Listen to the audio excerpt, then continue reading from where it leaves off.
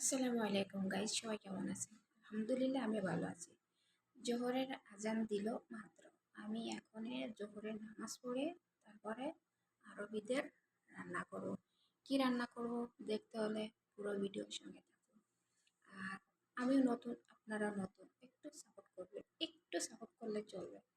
যাই হোক, সৌদিয়ানরা সবই পারে, পারে না তাদের স্ত্রীর হাতের রান্না খেতে।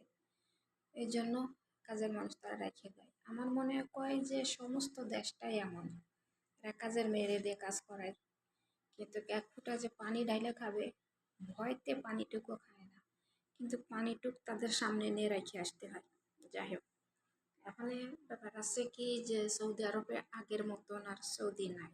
এটা মনে করেন আমাদের বাঙালিরাই নষ্ট করে ফেলাইছে।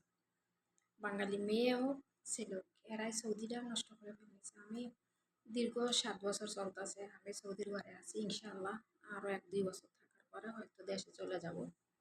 তা যদি কেউ আসতে চান আমার সঙ্গে যোগাযোগ করবেন। আমার বাসায় লোক নেবে আমার ম্যাডাম, আমি একা পারি না, 6টা ছেলে মেয়ে।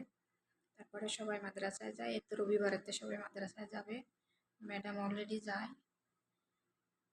তা আজকে দুপুরে জোহরের নামাজটাই পড়ে রান্না বসাবো। তা দেখতে লাগুন আমার ভিডিও। ভালো লাগলে একটু লাইক শেয়ার কমেন্ট করবেন, একটু সাপোর্ট করবেন। আর যদি কেউ মেয়েরা ফিরে, একেবারে ফিরে, আমি একজন আনছিলাম, তা মনে করেন 2 বছর পরে সে দেশে গেছে, অনেক টাকায় জমায় নিয়ে গেছে। প্রথমে আসলে হয়তো আপনার 1000 রিয়াল বেতন দিবে। 1000 রিয়াল বাংলাদেশে মনে করেন 30-32 হাজার হয়। আমার আমার বেতন 1500 রিয়াল।